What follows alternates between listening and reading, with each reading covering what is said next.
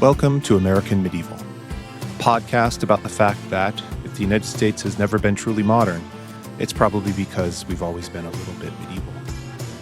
I'm your host, Professor Matthew Gabriel, and I've been researching, teaching, and talking about the Middle Ages, well, to anyone who will listen at least, for more than 3 decades. Each week on the show, we'll be joined by an expert scholar who'll share their fascination with, and sometimes their revulsion by, both the medieval world itself as well as the ways the historical period has been remembered and used right here in the USA. Welcome to this episode of American Medieval. I am so excited to be joined by Dr. Sarah Baires, who received her PhD in anthropological archaeology from the University of Illinois Urbana-Champaign in 2014. Her research focuses on why humans built and populated urban environments.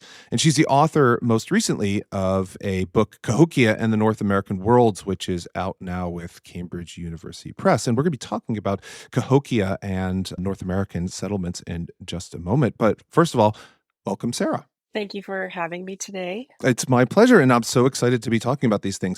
Obviously, American Medieval, although, given the name, we often talk about Europe, but one of the things we do like to remind people on this podcast is that there are other places out there in the world, and that there were other peoples, and they were doing stuff, and that stuff is very interesting, and we actually know things about those groups of people, and so I'm really excited to be talking about those things.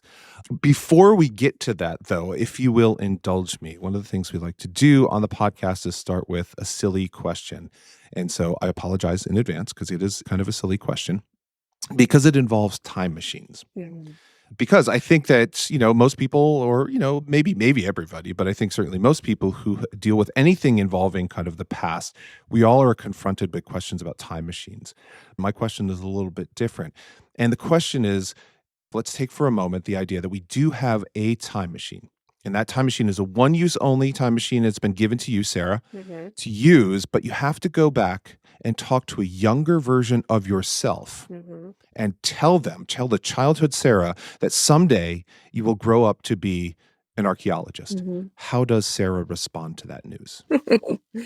I think she would be surprised. Okay. But also, I think you could trace that interest in archaeology back to my younger self, because I always kind of enjoyed mysteries or problem solving or books that were about the past or thinking about kind of those like bigger questions. And so like when I was younger, I think, well, I don't necessarily know that I would have thought, oh yeah, archaeology, that's the most logical thing, because I kind of stumbled upon it in college and realized that, oh wow, this is really interesting and kind of fills a lot of the things that I was curious about.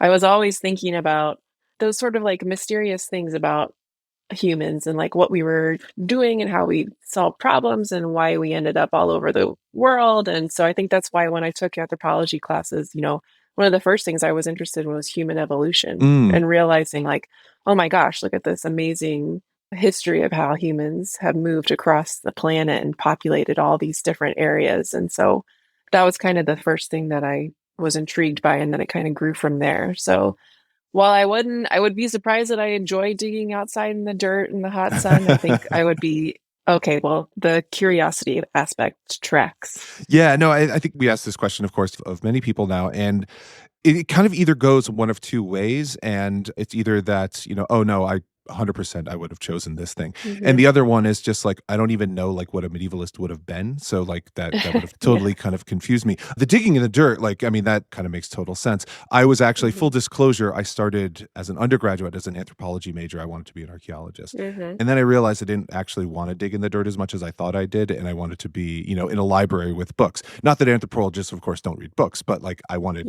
kind of that kind of archival experience. But what you mentioned kind of about the mystery element of it, of like trying to solve puzzles with kind of limited evidence, seems to me really interesting too. I mean, this is, all scholars kind of deal with kind of mysteries and trying to solve things. But the idea that, you find or at a site, you find an object somewhere in the ground, and then you have to try to piece together, and we can piece together so much information to that, is really kind of astonishing, isn't it?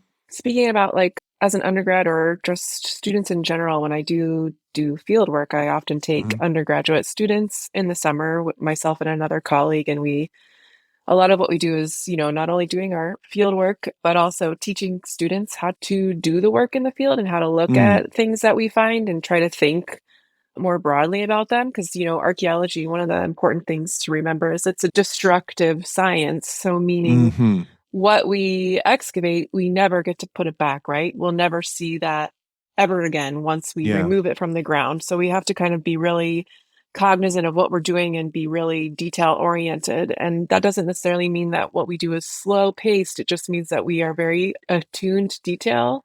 And in order to do our research well and be good ethical scientists, we have to document everything very thoroughly. And I think that's one of the things that students, they do understand that, but once you get into the field and have to start writing all these meticulous notes and like Mm, paying attention to all the little things that you see, it's a learning curve because we're not always taught to pay attention to these like small little minutia details and then figuring out in the lab how to put them back together. Like you mentioned, we're always working with like 20% of a puzzle. sure. You know what I mean? So it's Yeah. like, so you have a lot of missing pieces and a lot of holes, but it makes it exciting to kind of use the materials and figure out what we want to talk about. And the other thing too, where I work, we don't have a written alphabetic language in the way Hmm. that other parts of the world do. So we're doing a lot of this without any kind of written down historical, documentation in that kind of way.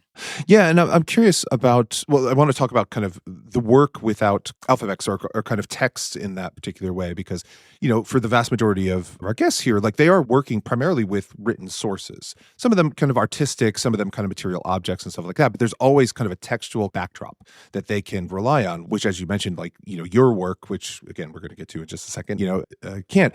But I'm curious too about like that experience of somebody coming out to field work for the first time, or even like a visitor to the site, like how do their expectations of what you do match up to what the actual practice of archaeology is? That's a great question. I think for the general person who's interested in what we're doing, I think often it's, the classic like trope is Indiana Jones, of course. That's Of course. fantastical. We all sort of know that that's not real, right? It's Yeah. fun. Harrison Ford is great, but it's not like the accurate model. But I think too, I always get asked the question like, what's the most impressive thing you found, or what's the most like exciting or special? Yeah. And I think the answer to that question they're seeking is like an object. Like, what Hmm. is the most fantastical object you found, or the most, one time I got asked, what's the thing that you found that's worth the most money? Like, we don't quantify things that way, right? But Yeah. I always end up telling people the most fantastic thing I found is I excavated a simple storage pit. And in the bottom of that storage pit, you could see the person's finger marks that had originally dug and used that Oh, pit. And wow. for me, that's the most important thing or fantastical thing I found because that's a direct connection to that person and Hmm. their humanness and their, perhaps their intentionality, however you want to think about it. But that's a direct connection to that individual and what they were doing in that moment and something that's, kind of bridges that gap because in archaeology, we are focused on material things and also physical places, but also we're focused on human beings and what they did Hmm. and how they did them. And so that for me is always what I tell people. And I think they're always kind of surprised, like, oh, it's not like a big fancy pot, but it's just surprising to think like Yeah. archaeology is more than just the material, tangible object in that way.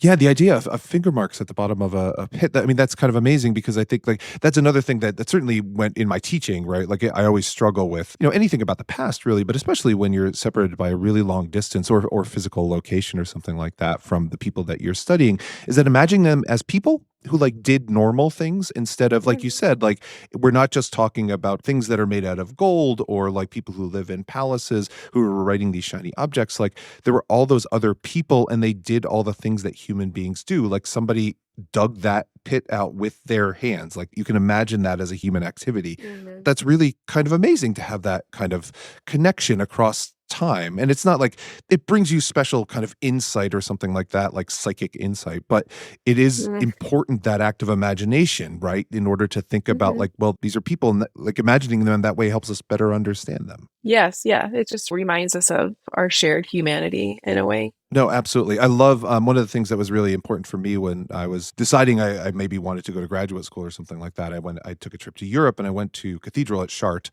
magnificent cathedral, but like just running my hand over the stone and you could see the chisel marks, Mm, mhm. where like a stone basin had like carved those huge, massive blocks of granite. Like that really reminded me, like, oh, no, a person did that. Like they had to hand carve that. And we don't know a whole lot about that stonemason, but we know some things and we can figure things out. And, that was really interesting to me to kind of reframe the way that I was kind of thinking about the past and launch me in a particularly different direction. So, For sure, for sure. no, absolutely.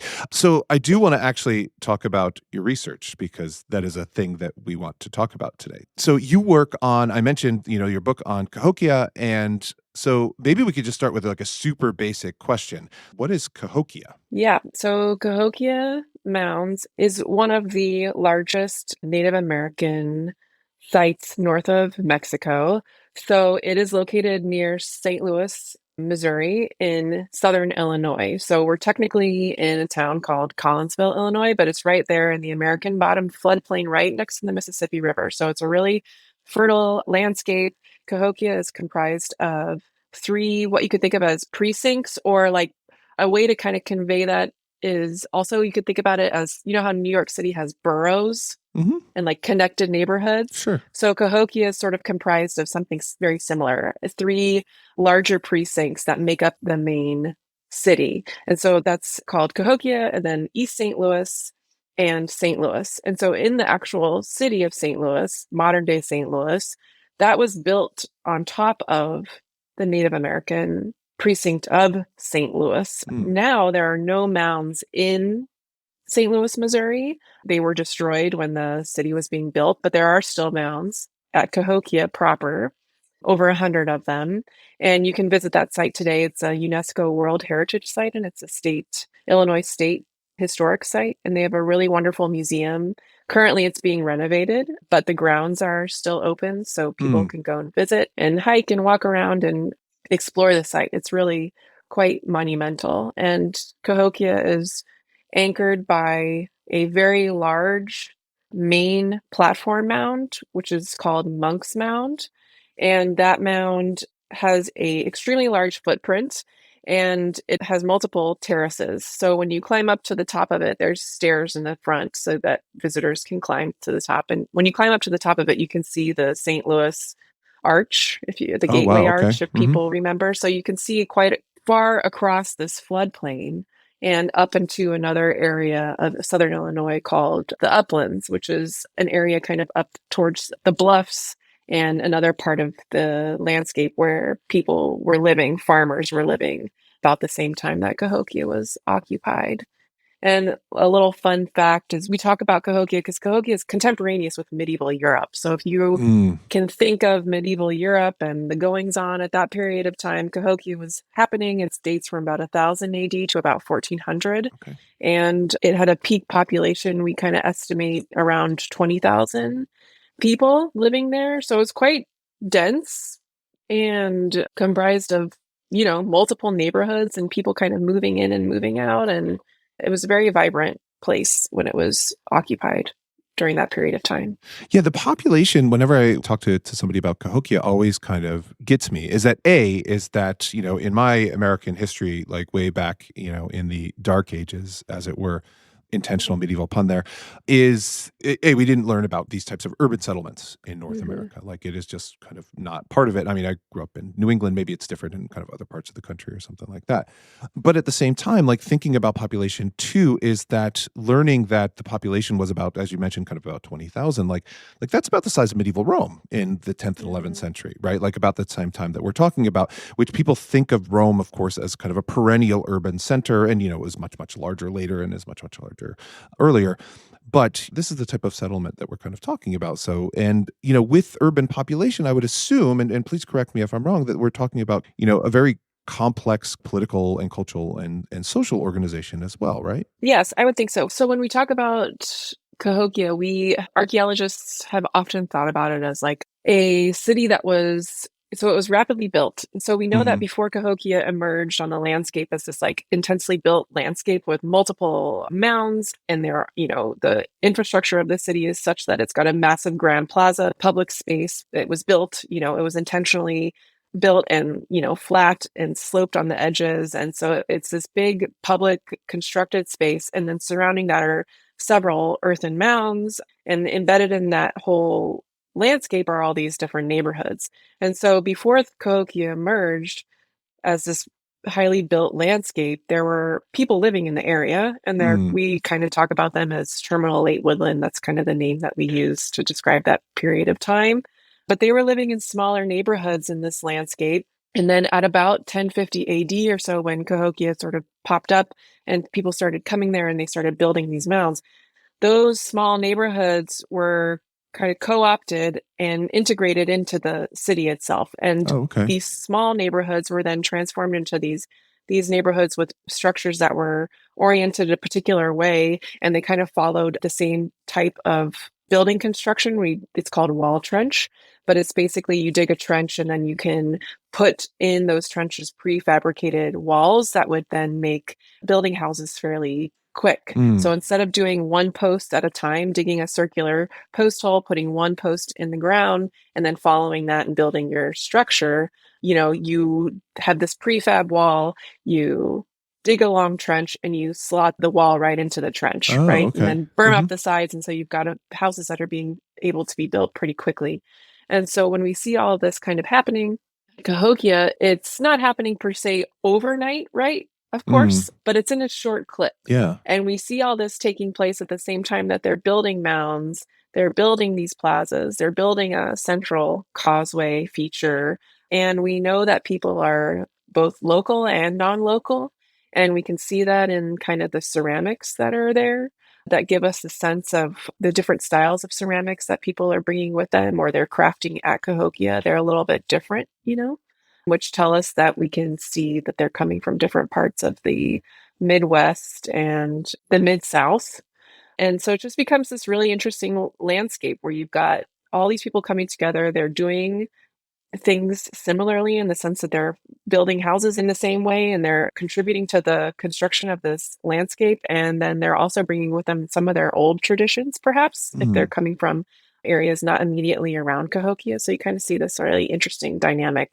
And when we think about the mechanisms in place that would have encouraged people to contribute lots of labor Yeah, yeah. to build these mounds, because they're built out of earth, right? They did not have beasts of burden. And they're not small, right? No, they're huge. Like people are maybe imagining like little hills or something like that, but these are very large mounds, right? Yes, they're huge. And I wish I had off the top of my head the like height of Monk's Mound, but I don't. Uh, but it's big enough where if you climb to the top, like you could see across, all the way into St. Louis. And we're Yeah, talking, yeah. that's a couple miles, right? And across the Mississippi River and things like that. So these are massive earthen constructions. Mm. And they were highly engineered also, which is another interesting component. And the thing about Cahokia too is that the scale of Cahokia is unique. However, indigenous peoples, Native North Americans, were building earthen mounds for hundreds of years prior to Mm. Cahokia. And so they were doing this all throughout. Some of the earliest examples of all throughout the Southeast and the Midwest, what we call kind of the Eastern Woodlands, which is all that area sort of east of the Mississippi River. But when you look, for example, some of the earliest examples we have of earthen mound construction are from the site at Poverty Point, which is in Louisiana. Okay. And so that's from the Archaic period. And they were constructing similar structures, these mounds out of earth. They were using baskets, filling these baskets with soils and dumping them, flipping them over. And then you could use something called sod blocks where they're kind of cutting out like sort of rectangular, squarish pieces of earth and then using them to build up the mound itself. So they have lots of different techniques that they're using. And for example, going back to Cahokia, Monk's Mound, which is this massive earthen construction, you think about it in terms of stability. So when archaeologists in the past were learning about how mounds were built in this part of the world, They, of course, put test excavations into some of these mounds, and they Mhm. learned very quickly about the methods that they used and applied to build them. So, for example, Monk's Mound, I'm coming back around, I promise. Monk's Mound has a sort of clay core that helps to stabilize it. And it's related directly to the water table. So it sort of expand because, clay expands Yeah, and yeah, contracts. yeah. And so as it sucks up moisture, it's kind of ensuring that the mound isn't going to necessarily crumble. And as the water tables dropped over the years, the mounds actually become less stable Mm, because it's not able to draw up the moisture that sure. it needed and as it was using originally in its like first iterations of being built. So they're highly structured, they're planned, they're not these just sort of willy-nilly piles of earth. They're very intentional in how they're building them. And using different types of earth, like you were just saying, like, Yes. I mean, that's kind of amazing, right? Like that to have the core of clay, with other kind of soil around it in order to give it that stability, like shows, like, as you were saying, like people bringing their expertise to this central location in the case of Cahokia, but in other cases Mhm. as well, right? Like these were well planned and well thought out kind of things. And as you said, like mobilizing, because Monk's Mound is enormous, like it's mobilizing a huge amount of manpower in order to do this. Yes, yes, and like I said, they're not using any animals or anything like that to Hmm. haul dirt. They're doing it all themselves with basket loads. What's really interesting too is you can see these layers of dirt, the basket loads in these mound profiles. So these are from earlier excavations that, took place in some cases in the mid 1800s Mm, and a little bit more recent. But when you look at those profiles, you can see the nice little like layers of basket loads. And then you can also see that they're also using different colors of soils sort of intentionally. When you have these alternating layers of light and dark in mound construction, which is not, an accident either. So, and we see those kinds of plays with color and soils sometimes in certain building floors and things like that. So we have this sort of shared aesthetic, if you might say, mm. from mounds to certain building floors and things like that too. So with these mounds, so I know Monk's Mound right now, like if I'm remembering kind of the pictures that I've seen, I've never visited Cahokia myself, is that it's covered in like grass, right? Like Yes. greenery. So you're saying, right, like the original finished mound, most likely that like this was an intentional, like the stratification of the colors in order to provide a certain kind of aesthetic look to the mound. And this is kind of debated. Like some archaeologists think that you would have been able to see these different colors, and some think that, oh, maybe they're putting like a plaster is the word that's coming to mind. It wouldn't have been a plaster, not like Oh, a, okay. but like a kind some kind of covering over the top. And then some argue Mm, that maybe they would have been covered in grass okay. or weeds, in quotation marks, but other kinds of plants. So it's kind of Sure. debated what would have been visible, but we do know that they are using these colored soils. And whether they were visible to everybody all day, they were known that these were used and they were part of the process of building the mound. That's super interesting. It's also like I think it's a problem again, like we were talking about earlier with kind of like those fingerprints, right? Like envisioning what it was like then as opposed to kind of what the object is now and understanding like, no, it would have been different. Mhm. And whether that, as you were just kind of mentioning, scholars can kind of debate like what it would have actually looked like, but it wouldn't have looked like the thing that it is right now. And so Right. again, like that active imagination, being super important. I did want to ask you though, too, to go back to something you mentioned earlier, is about the different peoples that were coming together at Cahokia. Hmm. Because you mentioned kind of the Cahokia itself, the city or the settlement kind of springing up very quickly. And so incorporating people who had settled there already. But if I'm understanding you correctly, is that there were also groups of people who were coming from elsewhere who were kind of bringing their local traditions, maybe seen in their ceramics or something like that. Hmm. Is that correct? Yes, we have evidence from ceramics mostly that kind of show us where people were coming from because those Mm, different people from different parts of the country, well, especially the Eastern Woodlands and the Midwest. So, like, different populations of people were making ceramics slightly differently, right? And at sure. Cahokia, we have a very specific style of ceramic that becomes popular and most widely used. And so you can look at not only the exterior or the decoration or the way that it looks, but also the ways that it was made to Mm. kind of understand local versus non-local traditions. And so we can use some of these ceramics to help us understand that, oh, we know people were probably coming from southern Indiana, for example, Oh, okay. and coming to Cahokia and, becoming part of that. And we have evidence of these people from southern Indiana, for example, who were coming to Cahokia, but also what's called the Richland complex, which is this area in Illinois uplands, which would have been like maybe a day's walk Okay. from Cahokia, which was serving as, we kind of think about it as like a farming district. Okay. So these individuals are not only relying on the crops that they've grown for a long time, domesticated plants, they're called plants from the Eastern agricultural complex. It's just like kind of the way we think about them.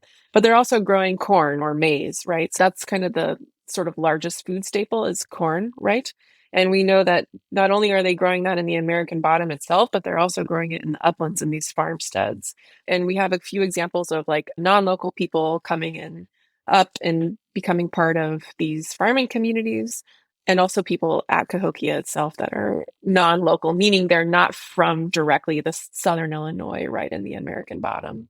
Yeah, so ceramics, but also, I mean, correct me if I'm wrong too. Like, I mean, like maize is not native to that region as well, right? Like, so Mhm. that's another way that we can understand about like how people move is with foodstuffs. Yes, we can. And the thing with maize is that, so of course, that was domesticated in Mexico, what is now Mm, Mexico, right? And so then and it kind of moved up into North America, probably through the greater Southwest and up. And so we know that corn doesn't just like get up and walk by itself, right? Of course. So we know that somebody talked to somebody and they traded yeah, it and they taught them how to plant it, because this isn't something that you could, there's knowledge that goes with the plant too. So it's not just the sure. seed that you're obtaining, but somebody's teaching you how to grow it. So we know maize was domesticated, or it shows up sort of around 900 in the Midwest. Hmm. So that was around before Cahokia, but we know that too, when Cahokia sort of blew up in this region, they needed a lot more food. And so corn kind of expands Yeah. and it's growing alongside all the traditional, the plants that they were growing in the region before maize became kind of a staple crop. Yeah, and I think I mean this is really super interesting too, and it goes back to something that we mentioned kind of earlier as well, is that which is not weird for you, but like weird for me, is not having the backstop of kind of written or textual sources in order to help you understand these things. Is that we've been talking about ceramics, we've been talking about kind of the movement of foodstuffs, and other types of objects, and the ways that we understand kind of what is actually happening here, without even sometimes hostile sources kind of talking about the settlements there. Just for Cahokia specifically, maybe for a moment, does this present certain types of challenges, or do you think this is really kind of an opportunity in order to understand it on its own terms, to use all these Mhm. variety of disciplines, I would think, to figure out what's going on at this site in this particular moment? Yeah, I think that's a really interesting question too. So archaeologists, we use a lot of different tools to try to understand the past, and one of them is just excavation and analysis of artifacts. So we're going to Hmm. analyze the ceramics, we're going to analyze the lithic or stone tool materials, and whatever else we might come across, botanical remains, plant materials, animal remains, those kinds of things, architecture. And then in North America, there was a long history of anthropologists doing ethnographic work with native populations. Mm, And part of that is you don't want to rely heavily upon an ethnographic source, sure. but they can be useful in helping you unpack certain details. So we have to be aware of the time and place and who was doing the ethnographic work and how it was obtained.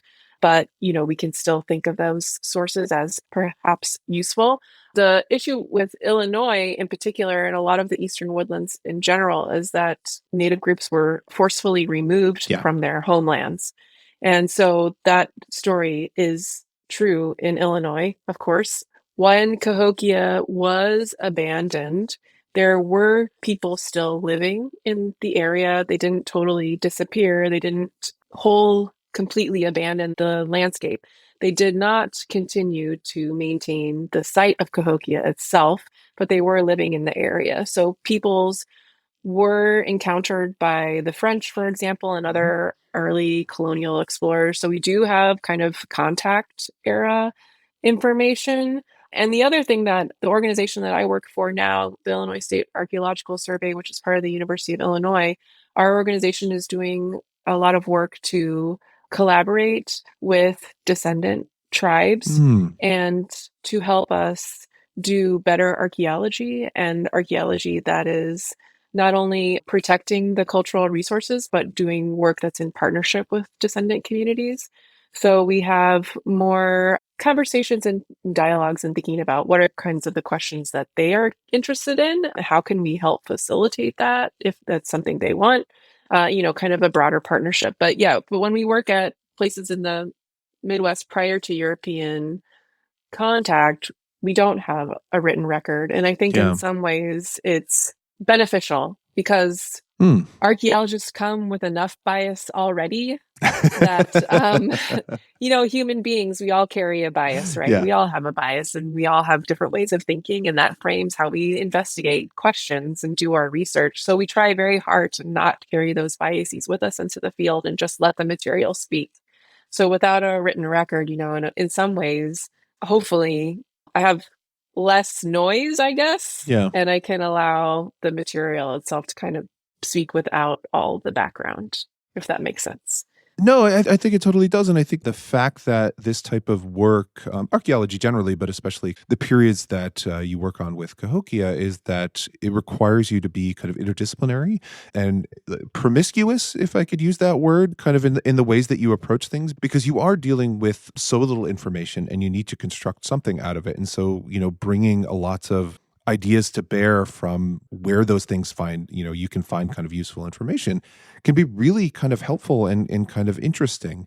I'm struck too by what you were saying about like starting to work more with, and I know it's not just like right now, but like working with native populations Mhm. as well and trying to kind of reconstruct their connection to the site and what questions they're asking, because I'm sure those probably push you in different ways as well. Mhm. Like they're asking different questions than any academic just kind of approaching the site kind of in a carte blanche way would be approaching the site on their own.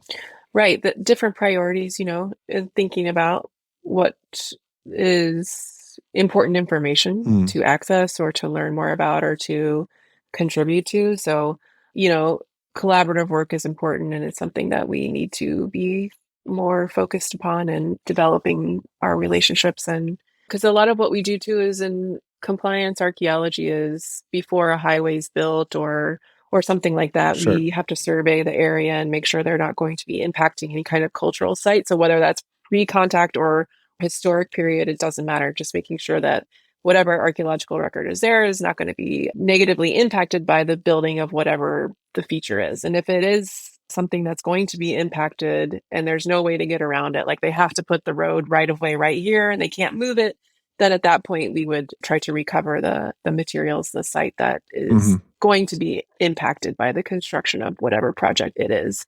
So in that, we think a lot about what we do as, preservation for the citizens of Illinois and for descendant communities so that if something is going to be impacted, we are going to document it to the best of we ability. And we also are going to try to make that information accessible, right? So of course we do that in the form of presentations or small articles or things like that. We do a lot of community outreach. So that idea of trying to make sure that people understand the cultural history of Illinois is really important to the work that we do. Sure. Yeah.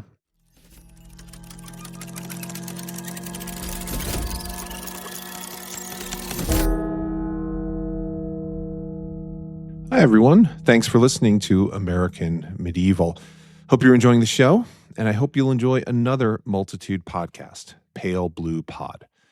Pale Blue Pod, or PBP to its friends, is hosted by Dr. Moiya McTier and her best friend ConStar, who during the show demystify space one topic at a time.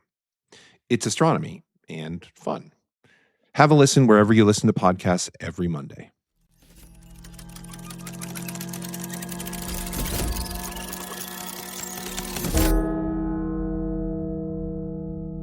I'm curious too about destruction. Hmm. And what I mean by that is that, we've been talking a little bit about kind of the building up of Cahokia, and I still have a lot of more questions about that. You had mentioned kind of Cahokia, the site itself was relatively quickly, not abandoned maybe, but kind of fell out of use. Hmm. And I'm connecting it in my head. And so, like, indulge me for a moment, please, Hmm. with the destruction of the mounds that you mentioned at the very beginning that used to be in St. Louis.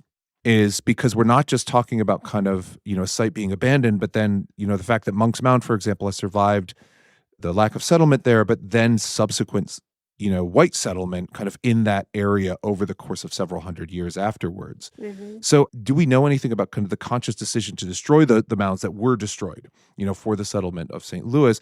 And do we know anything about kind of, well, like, why did the settlement at Cahokia itself in the 14th, 15th century, like, start to kind of peter out and then people moved elsewhere? Yeah. So, I mean, Just a small question. Sorry. So, yeah. yeah, So I'm thinking like the narrative of the westward expansion, for example, is of course. where we could start, right? So we've got the people moving out west and they're going through this part of the country, the lower Midwest, Mhm. as they're moving farther out west. And when they're building St. Louis, for example, and the surrounding area, the mounds were borrowed away for fill. Oh, So they ended up using the dirt to help kind of construct the landscape during that period of westward expansion. okay. And the other things that were happening too was in that region, they're doing a lot of farming. Mhm. And when they are starting to farm a lot of these landscapes, and this area is still populated by a lot of farms. So we have a ton of farmland in Sure. this part of the country. And sometimes these massive mounds were in farmland and they got borrowed away again. And so there's a handful of examples from Cahokia too, the site that's protected by the state of Illinois.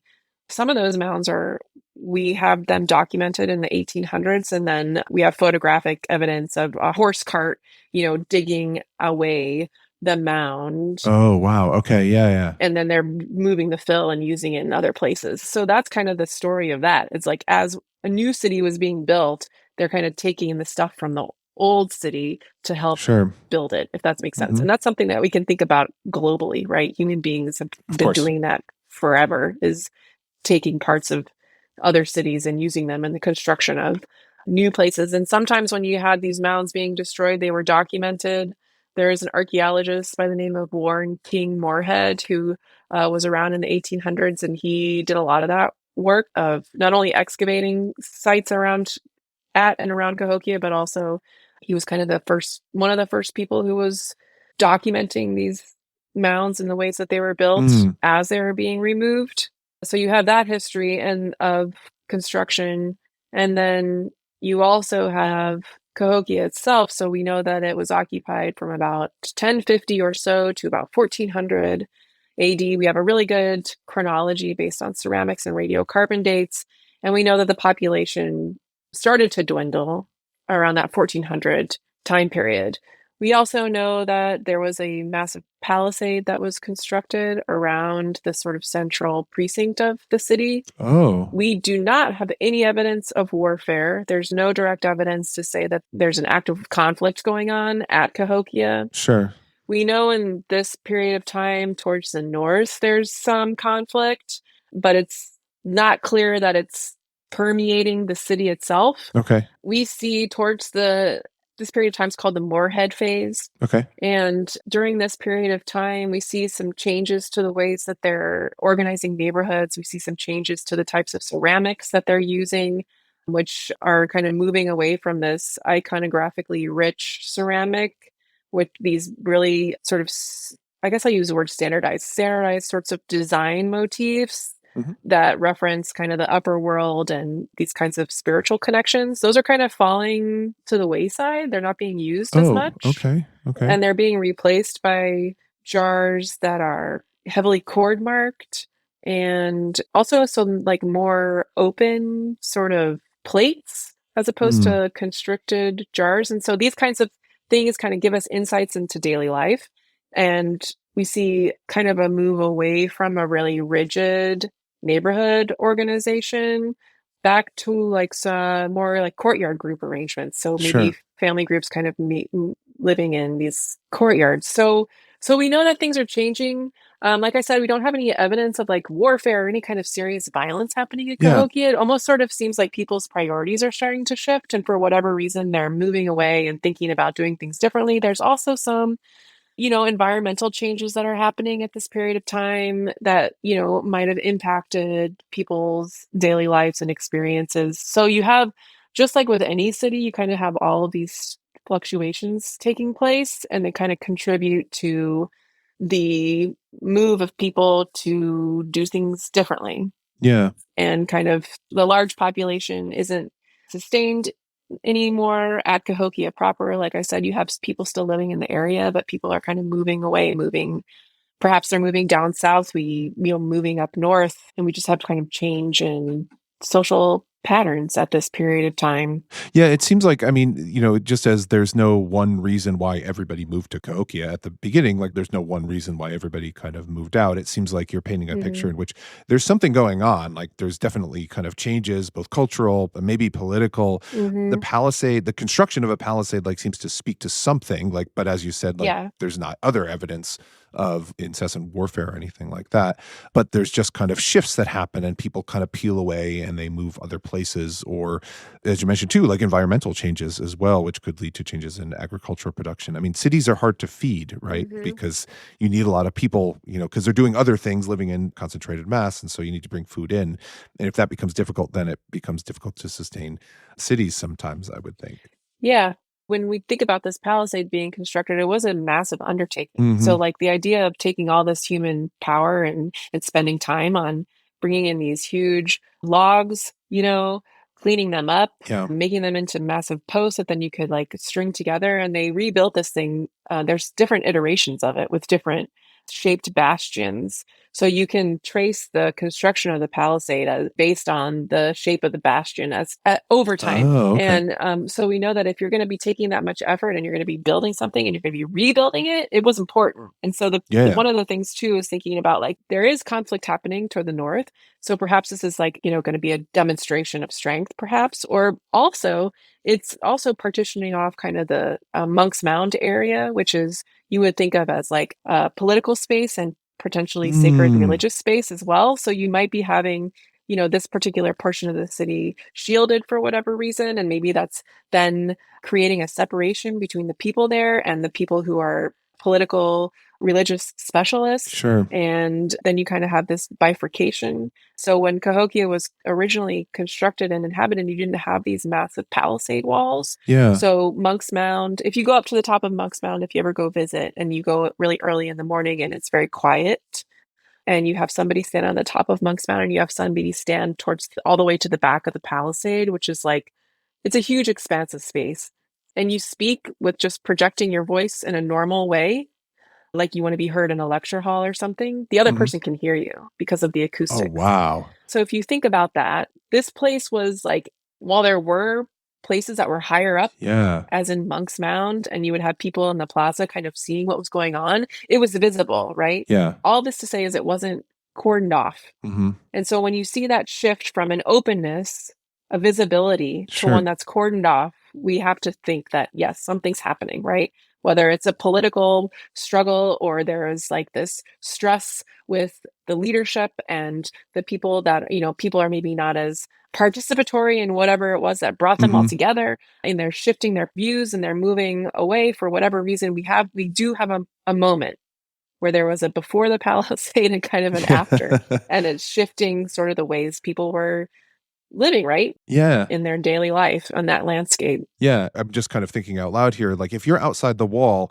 you're outside the wall. Right. So whether you stay, right there, or if you move kind of somewhere else with a smaller community or something like that, that's less of a big deal than when it was an entire kind of community open space in which there was much more kind of free flowing and movement up towards kind of the central plaza, or what becomes kind of within the Palisades, I would think too, as well. Right. Yes. So yeah, that idea of like how you're gonna structure your daily life, if you're on the outside of that, maybe you just say like, all right, well maybe it's time for us to move on and think of someplace else to go and do something a little bit different. Yeah, other opportunities perhaps, Hmm. someplace away from this. So the other question I kind of had, which is sort of related to this, is about kind of other communities that were in contact with Cahokia. Hmm. Like, how much evidence do we have? Like, you were talking about kind of other communities, like in evidence of them bringing their own traditions, ceramics, kind of foodstuffs and stuff like that. Do we have evidence of kind of Cahokia spreading its wings, for maybe lack of a better term, and evidence of Cahokian civilization kind of showing up elsewhere in the upper Midwest or anywhere else in that region? Yeah, so Cahokia, there's kind of like different time scales and patterns to this, but they definitely are moving Sure. throughout the landscape. And so Okay. early on, so I would say like that 1050, 1100 period of time. Hmm. Some colleagues of mine have done a lot of research in the Wisconsin area. So Tim Pocketat, for example, he's done a lot of work up north and kind of tracing this movement of Cahokians up into that landscape. Yeah. And he kind of frames it within this idea of like it's early contact. It's between Cahokian sort of emissaries and the local sort of Wisconsin population. And what you see is kind of these Cahokian peoples building the houses in the same way they build them down south, bringing Oh, with them the kinds of ceramics that they use down south, sure. and setting up little neighborhoods amongst the locals. And whether that's to kind of convey the Cahokia ideology up there, Hmm. perhaps that's what they're doing. And they're kind of communicating that narrative to people up north. And so we see evidence of other mound cities or mound sites throughout the eastern woodlands all over, actually. Hmm. There's Aztalan up in Wisconsin, there's Moundville down in the southeast. You have, there now Angel Mounds, which is in southern Indiana. There's Hmm. Kincaid Mounds, which is also in southern Illinois, kind of near the Ohio River Valley. But there's all these sites, and there's more, are much smaller in scale Sure. by a lot, Yeah. but they're doing similar things. They also have different traditions. So you can kind of see in some places where there's a type of ceramic called Ramian incised that's made at Cahokia. So the Ramian incised ceramic is a style, and it has a certain type of motif that you see. And that style is seen in other places outside of the American bottom. Hmm. And you can tell that it's made the ones that are made in the American bottom versus ones that people are kind of creating or copying and making it in their own way, but at a different place, if that makes Sure. sense. Yeah, yeah, yeah. So you have examples of this kind of knowledge being shared through ceramics and people kind of recreating it. And then you see evidence of kind of this way of living life that occurs at Cahokia and other parts of the deeper South as well. And another example is for trade purposes, we know that they're getting marine shell from the Gulf of Mexico, and they in fairly large quantities amongst other materials. But this is kind of a good example because they're either going down to the Gulf themselves or somebody's coming up with it. Sure. And if you think Hmm. about the Mississippi River as kind of a highway and its tributaries as different kinds of road systems, you have a pretty good way of getting around this part of the country Sure. Yeah, and yeah. traveling all the way to the Gulf and obtaining these materials and coming back up or meeting somebody halfway or whatever it might be.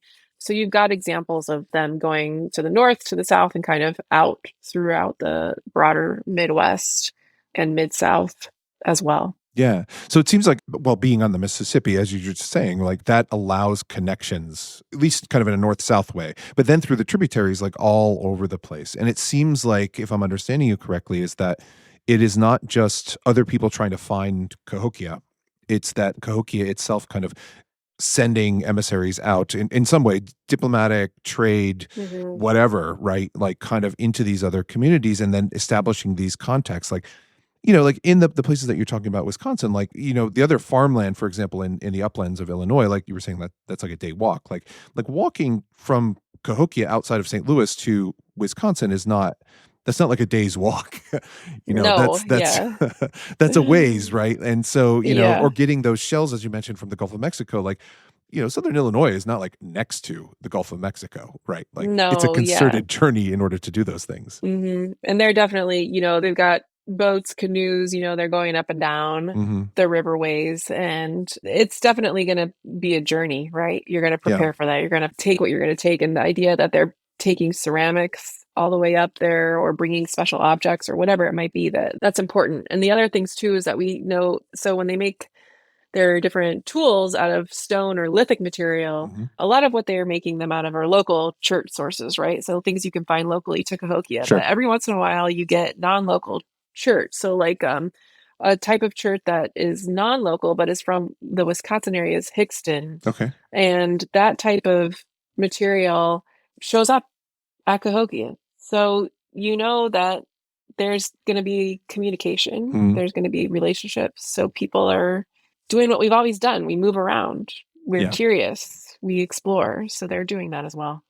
Yeah, people have always moved. And like we talked about kind of earlier, like it's rocks like maize does not walk by itself.